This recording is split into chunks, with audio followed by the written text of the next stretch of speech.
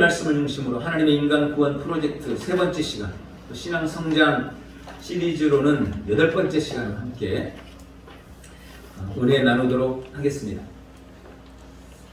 성경은 한마디로 인간 구원을 위한 하나님의 책입니다. 하나님은 성경을 통해서 우리 인생을 향한 하나님의 구원 프로젝트를 보여주십니다.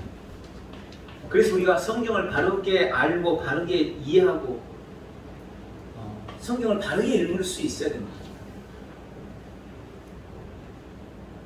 편지를 썼는데 진짜 쓴 중요한 목적이 있거든요. 근데 그 내용만 딸랑 쓰지 않아요. 거기에 여러 가지 부가 설명도 하고 안부도 묻기도 하고, 그런데 다른 안부나 다른 내용들은 잘 들었는데 정작 그 편지를 쓴 사람이 진짜 그 편지를 보낸 목적을 편지를 읽으면서 깨닫지 못한다면, 이해해내지 못한다면, 그걸 찾아내지 못한다면 그 편지는 무용지물인 겁니다. 성경을 하나님께서 우리에게 주신 목적이 있죠. 그래서 성경을 바르게 이해하기 위해서 반드시 알아야 할 성경의 핵심, 성경의 맥이 있는데 지금 그 부분에 대해서 계속해서 함께 은혜를 나누고 있는 겁니다. 그래서 맨 먼저 이해해야 될 것은 하나님이 하나님의 형상대로 우리 인생을 만드셨다는 부분에 대해서 말씀드렸습니다. 하나님은 인간을 하나님의 형상, 즉 영적인 존재로 만드셨습니다. 그리고 그에 합당한 권세와 복을 주셨습니다. 그리고 하나님은 그렇게 만들어 놓은 인생을 보시고 또 온 세상을 보시며 보시기에 심히 좋았다고, 조금 더 부족함이 없었다고, 모든 것이 충만했다고 말씀하셨습니다. 그리고 그 모든 것을 인생이 온전하게 완벽하게 누리기 위해서 하나님이 단 하나의 조건을 다셨습니다. 그것이 바로 선악과였습니다. 선악과는 인간을 참 자유자재로 만든 하나님의 축복이었습니다. 선악과는 우리를 범죄하기 위해서 만든 게 아닙니다. 우리에게 선택할 수 있는 은혜, 자유의지가 있음을 선악과를 통해서 하나님께서 우리에게 보여주셨던 것입니다. 인간은 사탄의 속임수로 말미암아 죄를 짓고 타락하고 말았습니다. 아담과 하와는 하나님이 금하신 선악과를 까먹음으로 하나님께 불순종합니다. 그리고 그 불순종의 결과로 세 가지 불행이 찾아왔다고 말씀드렸습니다.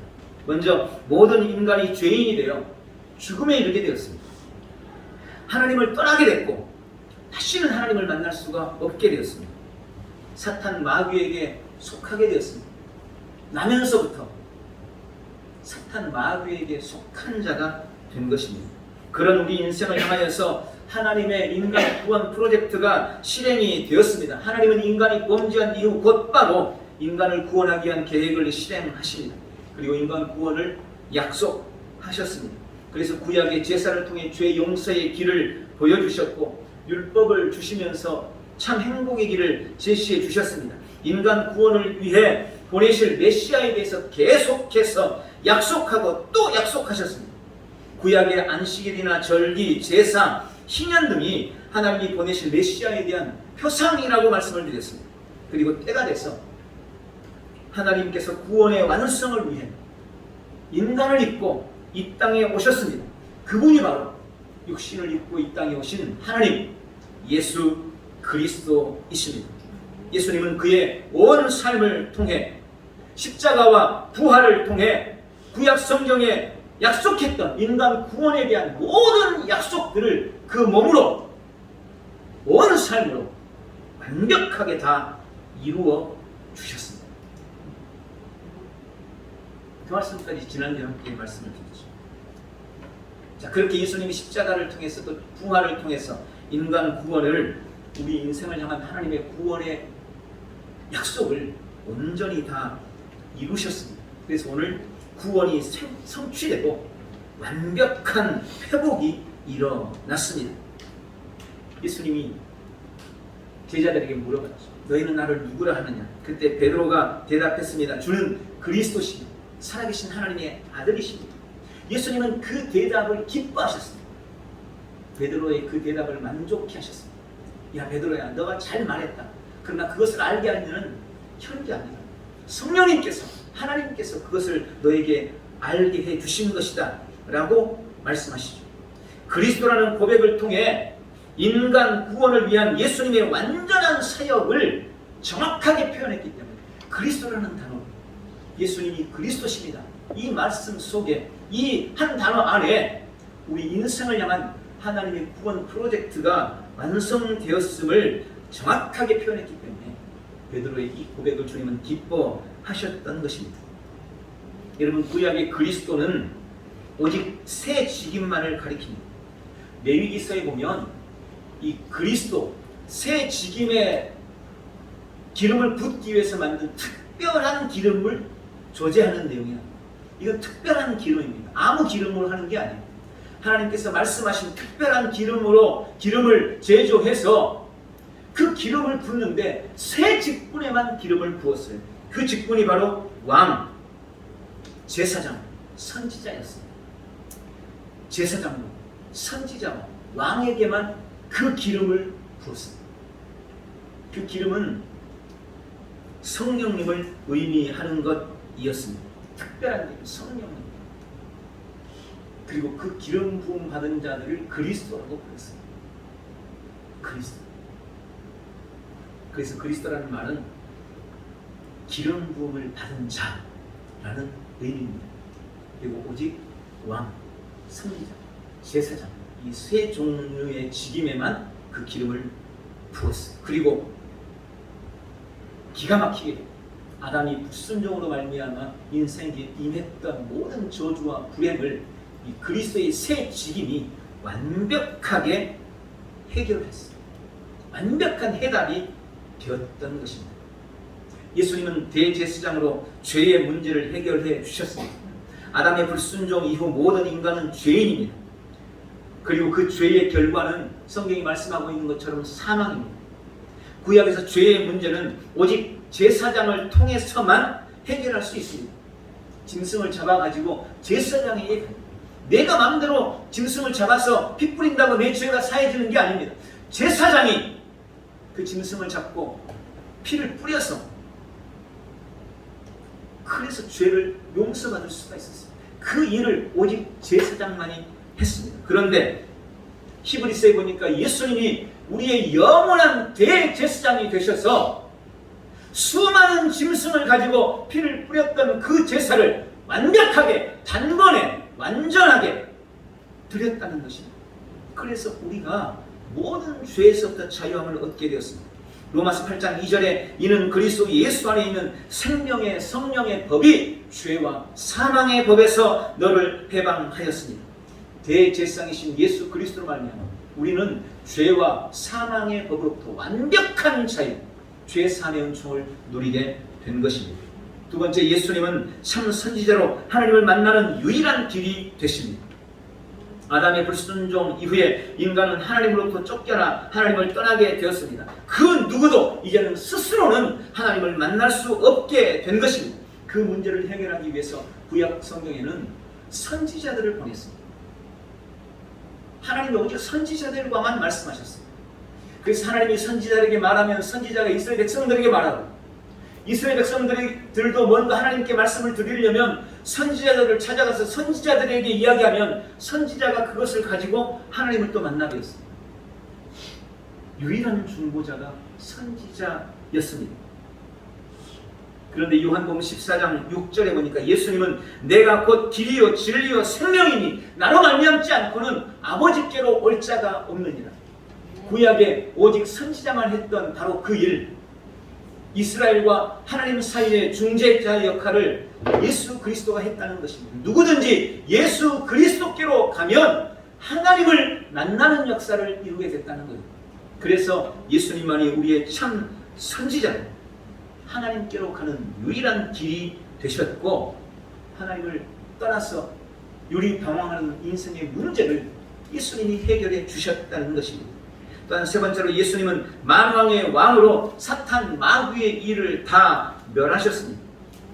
죄인이 되어 하나님을 떠난 인생은 공중 권세 잡은 자인 사탄 마귀에게 속해서 불행한 삶을 살 수밖에 없었습니다. 그러나 예수님이 왕으로 오셔서 사탄의 일을 완전히 멸하셨습니다. 요한일서 3장 8절에 하나님의 아들이 나타나신 것은 마귀의 일을 멸하려 하심이라.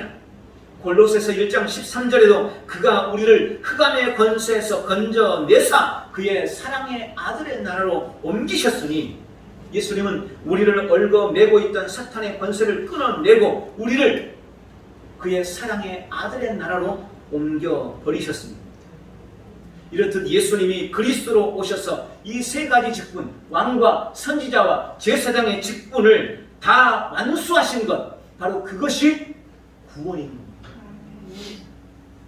그 일을 예수님이 하신 거예요. 그래서 예수님만이 우리의 구세주이신 겁니다. 그 일이 2000년 전 십자가를 통해 그 십자가 위에서 다 완성되었다는 것을 오늘 우리는 깊이 깨달아야 합니다. 성경에 보면 예수님이 십자가에서 죽으시던 바로 그 순간에 성전의 휘장이, 지성소와 성소를 가로막고 있던 휘장이 위에서부터 아래로 갈라져 버렸습니다. 제가 언젠가 이범희에서 책을 읽었는데 이 휘장은 얼마나 그 두께가 두꺼운지 16마력의 힘을 가해야만 찢어진다고. 16마력이라는 것은 말의 18마리의 힘이라는 거예요. 그러니까 한쪽에서 8마리, 한쪽에서 8마리가 힘을 써야만 찢어지는 게 휘장이에요. 그 정도로 휘장은 견고했어요. 그게 성소와 지성소 사이에 딱 가려먹고 있었어요.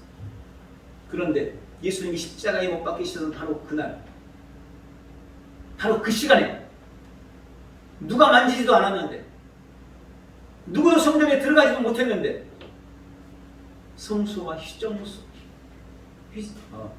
지성소의 그 휘장이 위에서부터 아래로 찢어져 버렸어요. 이게 무엇을 의미합니까?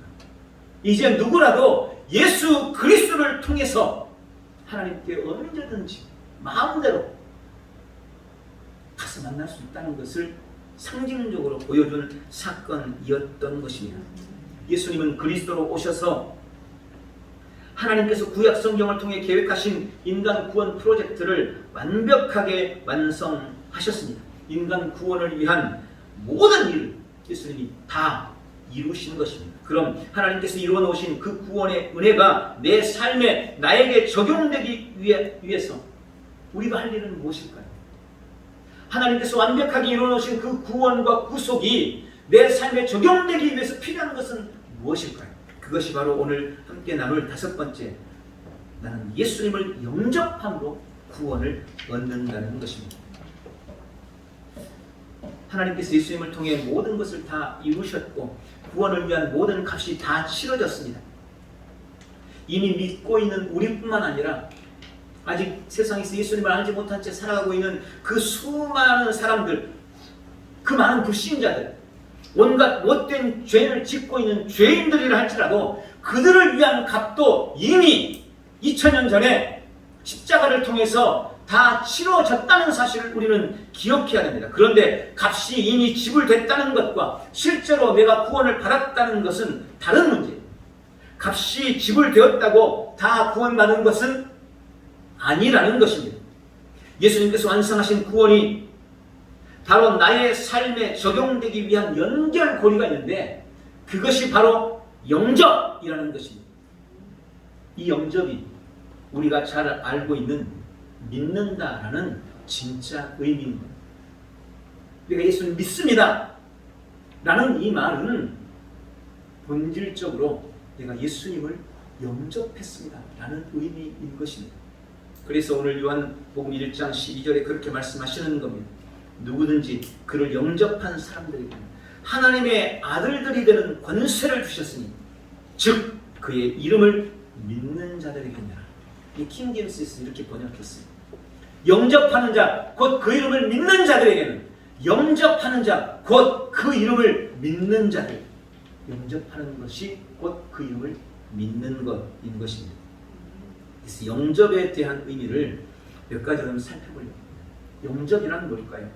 영접은 말 그대로 모셔드린다는 의미입니다. 예수님을 내 안에, 내 삶에, 내 가슴 속에, 내 인생에 모셔드린다는 의미가 바로 영접입니다. 그렇게 예수님을 내 안에 모셔드릴 때 하나님의 자녀가 되는 권세가 임하게 된다고 말씀합니다. 우리는 이 말씀을 근거로 해서 누구든지 예수님을 영접하면 하나님의 아들, 하나님의 자녀가 되는 것입니다. 구체적인 영접의 내용이 있습니다. 믿지 않는 삶이라는 것은 인정하고 싶지 않지만 삶의 주인이 사탄 마귀였다는 것입니다. 여러분, 안 믿고 있는 사람은 누가 뭐래도 사탄 마귀를 주인으로 삼고 산다는 거예요. 아니, 난 전 중간인데요. 그런 건 없습니다. 다 사탄 마귀 권세 아래 있다고 말씀합니다. 그래서 내가 예수님을 영접하는 것은 나는 더 이상 사단 마귀를 주인으로 삼지 않고 예수님을 나의 인생의 주인으로 삼겠다는 선언인 겁니다. 영접은 내 주인을 바꾸는 거예요. 그래서 영접에는요, 엄청난 영적 전쟁이 벌어지는 겁니다. 여러분 같으면 여러분의 것을 함부로 가져가는 사람을 그냥 두겠습니까? 귀중품을 누군가 여러분 집에 들어와 가지고 가져가려고 그러면 그냥 잘 가져가세요 이러겠어요? 목숨 걸고 아마 그걸 지키기 위해서 싸울 겁니다. 우리가 사탄 마귀에게 속했는데 내가 선언하는 거예요. 나는 이제 예수님을 내 인생의 주인으로 삼겠습니다. 이 사탄이 그래 잘 가라 순순히 내주지를 않는 거예요. 그래서 영적 전쟁이 벌어지는 것입니다. 이게 쉬운 문제가 아닌 거예요. 그래서 영적 전쟁, 우리는 예수님은 영접을 통해 나를 흑암의 권세에서 하나님의 사랑의 아들의 나라로 옮겨가는 것입니다. 로마서 10장 9절이 이 영접의 실제적인 내용이라고 할 수 있는데 이렇게 말씀하셨어요. 네가 만일 네 입으로 예수를 주로 시인하면 또 하나님께서 그를 죽은 자 가운데서 살리신 것을 네 마음에 믿으면 구원을 얻으리라. 두 가지를 말씀하신 첫 번째, 예수님을 나의 주님이라고 시인하는 것. 예수님을 내 인생의 주인이라고 고백하는 것. 그러니까 마귀가 주인이었는데 이제 마귀가 내 인생의 주인 아니고 예수님이 내 인생의 주인입니다 라고 고백하는 것. 그리고 하나님께서 그를 죽은 자 가운데서 살리신 것을 믿는 것. 그러니까 다시 말하면 예수님의 부활하심을 믿는 것. 이 두 가지 고백. 주님, 이제부터 예수님이 나의 주인이 되기를 원합니다. 예수님을 내 삶의 주인으로 모셔드립니다. 또한 나는 예수님이 부활하셨다는 사실을 믿습니다. 여러분, 이 한마디의 고백이 바로 영접입니다. 예수님을 내 마음속에 모셔드리는 영접. 이 한마디의 고백으로 내 삶에 놀라운 변화가 일어나는 것입니다. 하나님의 자녀가 되는 완벽한 조건이 갖춰지게 되는 거예요. 얼마나 기가 막힌 일입니까? 이 영접에는 과정이 있습니다. 로마 10장 10절은 우리가 예수님을 영접하는 과정에 대해서 그렇게 말씀합니다. 이는 사람이 마음으로 믿어 의에 이르고 입으로 시인하여 구원에 이르느니라. 먼저 마음으로 믿어야 돼요. 그리고 입으로 시인해야 한다는 것입니다. 여러분, 입으로는 고백해요. 그런데 마음으로 믿지 않습니다. 그러면 그것은 거짓이고 위선입니다. 종종 전도하다 보면 귀찮으니까 그렇게 하는 사람이 가끔 있어요. 마음으로는 전혀 생각도 없는데 빨리 안 하면 괜히 시간 끌까 알았어요. 영접하기 빨리 하세요. 이래서 마음이 없이 하는 고백은 거짓입니다. 그건 위선입니다. 그건 구원이 일어날 턱이 없습니다. 또 마음으로는 믿지만 입으로 고백하지 않는다면 그 역시 불완전한 거죠. 마음으로는 믿고 있습니다. 근데 입으로는 차마 안 떨어지죠. 다 알면서 이런 거 있잖아요. 이건 불완전한 거죠. 구원이 임할 수 없습니다. 구원은 마음의 믿음과 입술의 고백을 통해서 완성된다는 것입니다. 그리고 영접의 결과, 이것이 오늘 중요합니다. 영접하면 어떤 일이 벌어지는 거예요? 먼저 우리가 기억해야 될 것이 있습니다. 우리가 이미 영접해서 믿음을 가지고 있다면 지금 말씀드리려는 이 영접의 결과는 앞으로 우리의 삶에 이루어질 일이 아니고 이미 우리의 삶에서 이미 내 안에서 이루어져 버린 사건이라는 것을 우리가 기억해야 된다는 거예요. 여러분, 어쩌면 이게 핵심입니다. 우리는 지금 예수님을 믿고 있고 하나님의 자녀된 신분을 가지고 이 자리에 와 있어요. 이미 우리가 예수님을 영접했다는 말입니다. 그런데 예수님을 영접한 결과를 이 시에 말씀을 드리려고 하는데 이건 앞으로 될 일이 아니고 이미 내 안에 이루어진 일임을 깊이 인식해야 되는 겁니다. 예수님을 영접하면 어떤 일이 벌어집니까? 한마디로 예수님을 영접할 때 구약과 신약의 모든 약속이 내 안에서 완전하게 이루어집니다. 영접하면. 첫 번째, 영접할 때 하나님의 자녀가 됩니다. 우리가 영접한 것, 우리는 하나님의 자녀가 되는 것입니다. 영접을 하면 하나님의 자녀가 됩니다. 이걸 다른 말로 말하면요, 하나님의 자녀이기 때문에 하나님의 집에 갈 수 있다는 거예요. 하나님의 집이 어디입니까? 천국입니다. 예수님을 믿으면 천국 간다는 말은 그러는 거예요. 우리 집에 우리 자녀들은 마음껏 드나들 수 있어. 왜? 아버지의 집이기 때문에. 우리가 하나님의 자녀가 된다는 의미는 천국에 들어간다는 의미인 것입니다. 오늘 요한복음 1장 12절 말씀처럼 누구든지 영접하는 자, 그에게는 하나님의 자녀가 되는 권세를 주겠다. 그 약속이 영접할 때 이루어지는 겁니다. 두 번째, 영접하면 새로운 피조물로 다시 태어난 겁니다.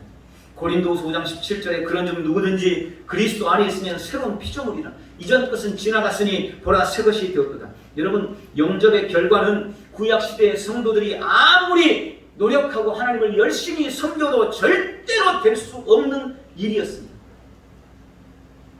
그들은 죽었다 깨어나도 하나님의 자녀가 될 수 없어요.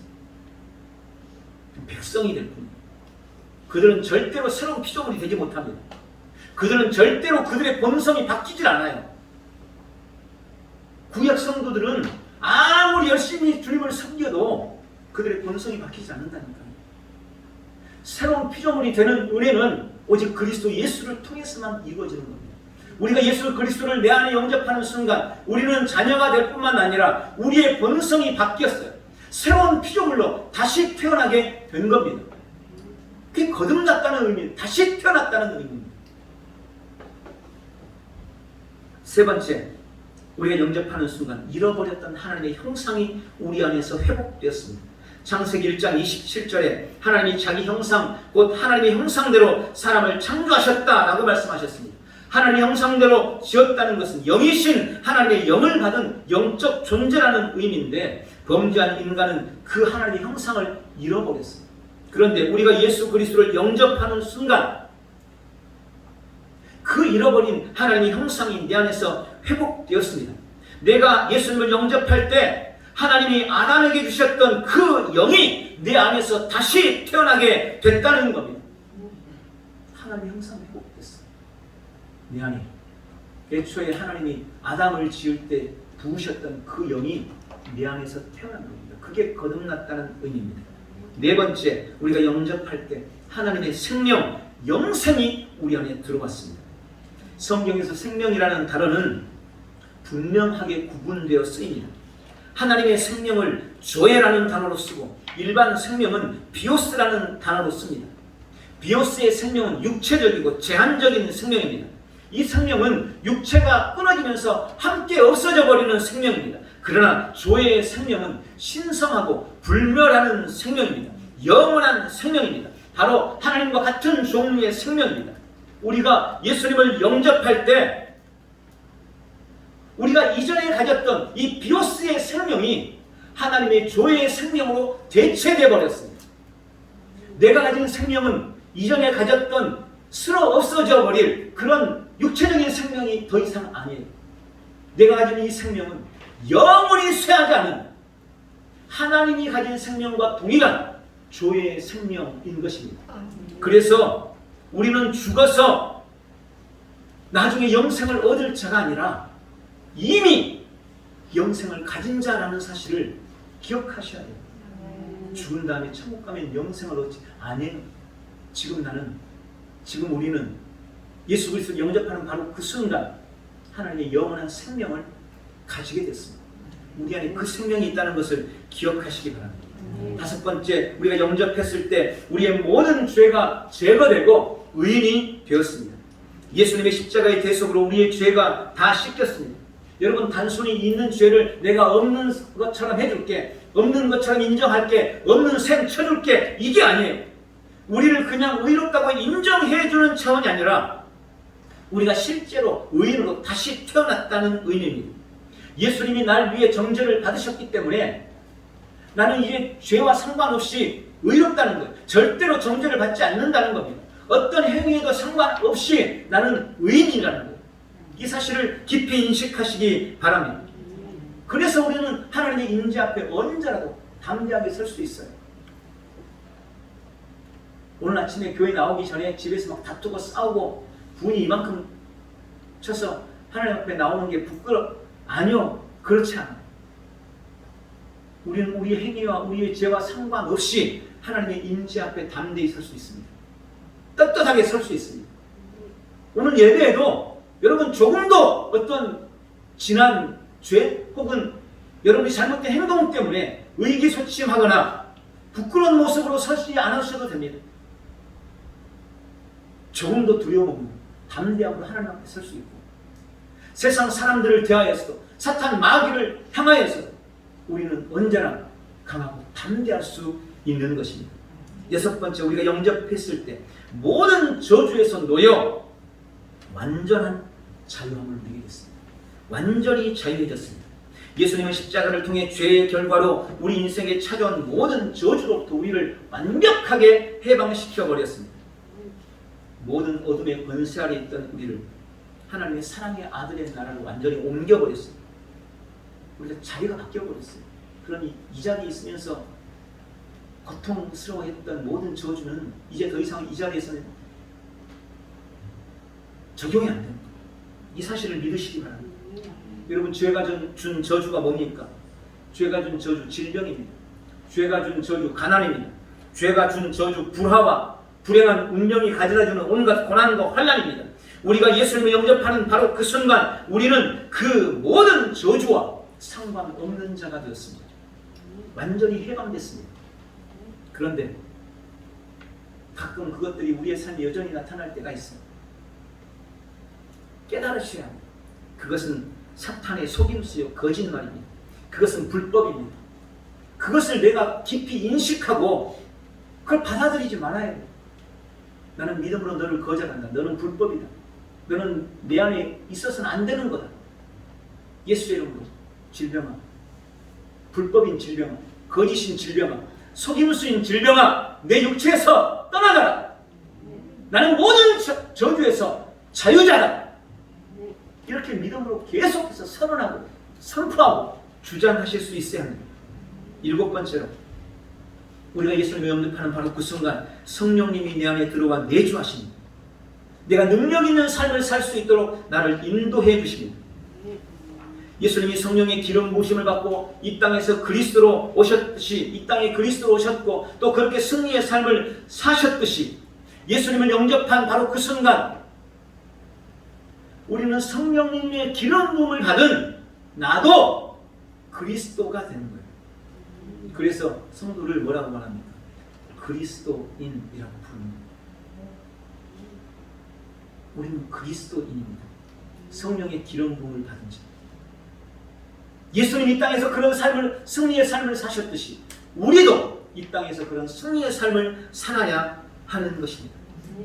마지막으로 여덟 번째, 우리가 그리스도를 영접한 순간 그리스도와 공동 상속자가 되어 하나님 우편에 앉았습니다.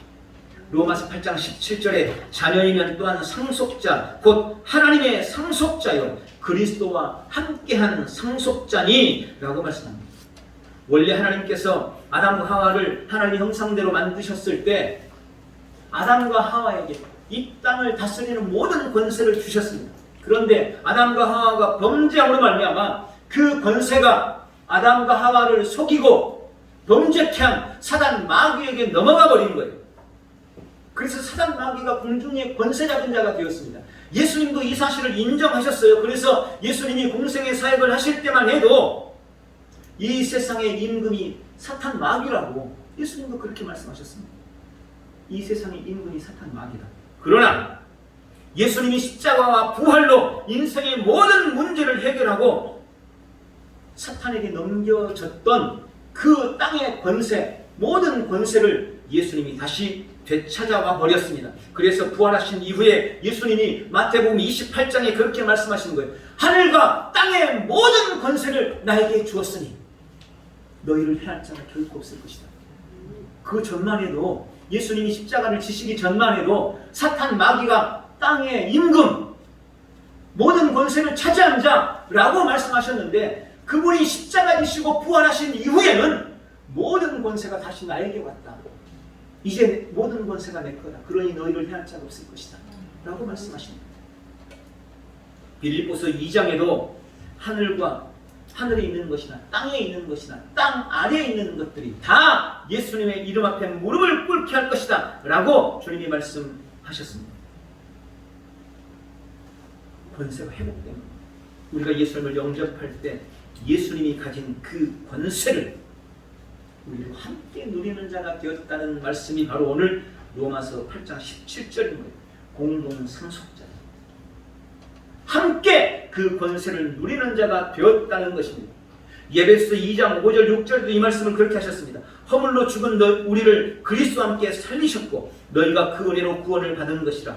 또 함께 일으키사 그리스도 예수 안에서 함께 하늘에 앉히셨다. 여러분 나중에 죽어서 예수님과 함께 우편에 앉겠지 이게 아니라 이미 우리가 그리스도와 함께 살아나서 그리스도와 함께 하늘 우편에 앉았다. 그리스도와 함께 앉아 있다고 성경은 명확하게 말씀하고 계시는 것입니다. 우리는 예수님과 함께 지금 하늘에 앉았습니다. 예수님이 이 땅에 대해 받은 권세를 우리도 예수님과 같이 동일하게 누리는 자가 됐다는 것입니다. 그러면 이 놀라운 권세를 어떻게 우리가 실제 삶에서 행사하며 살 수 있을까요? 우리는 예수의 이름으로 그 모든 권세를 이 땅에서 누리며 행사할 수 있습니다. 우리가 예수님의 이름으로 기도합니다 라고 말할 때 우리는 단순히 예수님의 이름을 통해 혹은 예수님의 이름을 빌어서 기도하는 것이 아니라 in Jesus, 예수 그리스도 안에서 기도하는 거예요. 여러분 이게 되게 중요한 의미를 갖습니다. 내가 그리스도 안에서 기도한다는 이 말은 내가 하나님 앞에 기도를 하면 하나님이 그 기도를 들을 때 나 김재훈의 기도로 듣지 않고 예수님의 기도로 듣는다는 말입니다. 내가 예수님 안에서 기도하는 것, 예수님의 이름으로 기도한다는 의미는 내 기도가 아니라 내 입술을 통해서 예수님이 기도한다는 거예요. 예수님. 하나님이 그렇게 받으신다는 겁니다.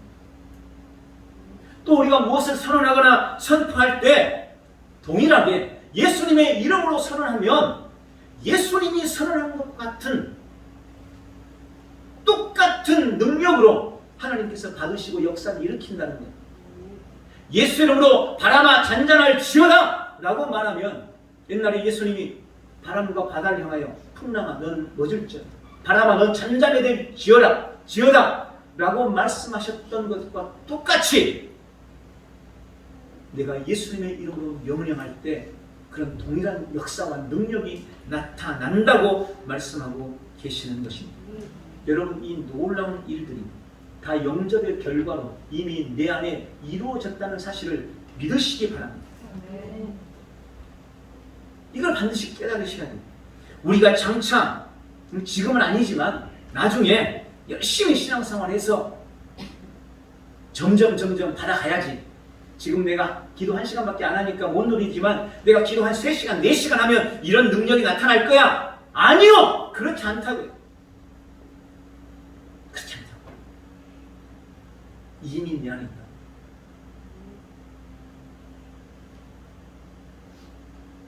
이게 핵심입니다. 이미 내 안에 있습니다. 제발 없는 것처럼 아닌 것처럼 그렇게 구하지 말고 그렇게 생각하지 말고 이미 영접했기 때문에 이미 내 안에 다 있다는 것을 확실하게 믿고 그 은혜를 누리시기를 예수님의 이름으로 축원합니다. 주변에 보면 어떤 사람들은 아무리 노력을 해도 믿어지지 않아서 못 믿겠다고 말해요. 그러나 예수님을 믿는다는 것은 예수님을 영접한다는 것은 여러분 선택의 문제입니다. 이스라엘 백성들이 광야에서 불평하다가 불뱀을 만났습니다. 뱀에 물려 시름시름 앓고 있을 때 하나님께서 모세를 불러서 야, 너 노뱀을 만들어서 장대 높이 달아라. 누구든지 그 노뱀을 쳐다보기만 하면 다 나을 거다. 모세가 열심히 노뱀을 만들어서 장대에 높이 매달고 소리쳤습니다. 여러분, 누구든지 뱀에 물린 사람들마다 노뱀을 쳐다만 보시고 쳐다만 보면 다 나을 겁니다. 그때 어떤 사람들은 쳐다봤어요. 그때 다 나았습니다. 그런데 어떤 사람들은 쳐다보지 않는 거예요. 그런다고 그게 병이 나? 여러분, 예수님 영접은 이와 똑같아요. 선택의 문제예요. 선택. 실제로 전도를 하다 보면 사람들이 믿어져서 영접하는 것이 절대 아닙니다. 선택하고 결심하는 겁니다. 아니, 성령이 없는데 어떻게 하나님의 말씀이 믿어져요? 성령이 역사하지 않는데 어떻게 예수님이 그리스도라는 게 믿어지겠어요? 믿어져서 내가 영접하겠다? 아니요, 절대 그런 일은 벌어지지가 않아요. 먼저 선택하는 겁니다. 먼저 선택하는 거예요. 그래서 우리도 전도할 때 그런 마음을 가지고 전도해야 돼요. 그래, 나중에 믿어지면 믿어. 아니, 믿어지면 뭘 믿어요? 그런 일은 안 일어난다니까요. 죽어도 안 믿어져요. 절대로. 근데 내가 선택하고 예수님을 내 안에 모시기로 결심하면, 그래서 예수님 내 안에 들어와 주세요. 예수님이 이제 내 인생의 주인이 되어주세요. 나는 예수님의 부활을 믿습니다 라고 선택하고 결심하면 그때 성령께서 내 안에 들어오시고, 들어오시면 모든 것이 믿어지는 거예요. 이제. 근데 우리는 믿어지면 나 지금 믿어지게 하기 위해서 막 노력해. 절대 그런 일은 벌어지지 않습니다. 그러므로 우리는 사람들이 예수님을 영접하도록 담대하게 요구할 수 있어야 됩니다. 엄중하게 경고하고 강력하게 권면해서 그들이 선택하도록 도와줘야 됩니다. 한번 해봐. 선택해봐. 오늘 믿기로 한번 결심만 해봐. 결단만 해봐. 결단하면, 네가 선택하면 예수님이 너에게 들어오셨습니다. 네 삶을 변화시킬 거야. 일단 선택해. 이렇게 해야 됩니다. 오늘 말씀을 맺겠습니다. 하나님은 우리 인생을 향한 구원 계획을 가지고 계셨고 성실하게 그 일을 다 이루셨습니다. 그리고 2000년 전에 약속대로 예수님이 오셨고 그 모든 구원 계획을 완전히 완수하셨습니다. 우리가 예수님을 영접할 때 주께서 우리를 위해서 준비해 주신 그 놀라운 구원이 우리 안에 완전하게 이루어졌습니다.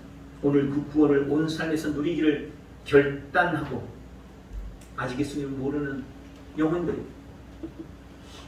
담대하게 요구하고 엄중히 경고하고 강력히 권면해서 예수님을 영접하는 역사가 여러분의 삶의 자리에서 나타나길 예수님의 이름으로 축복합니다.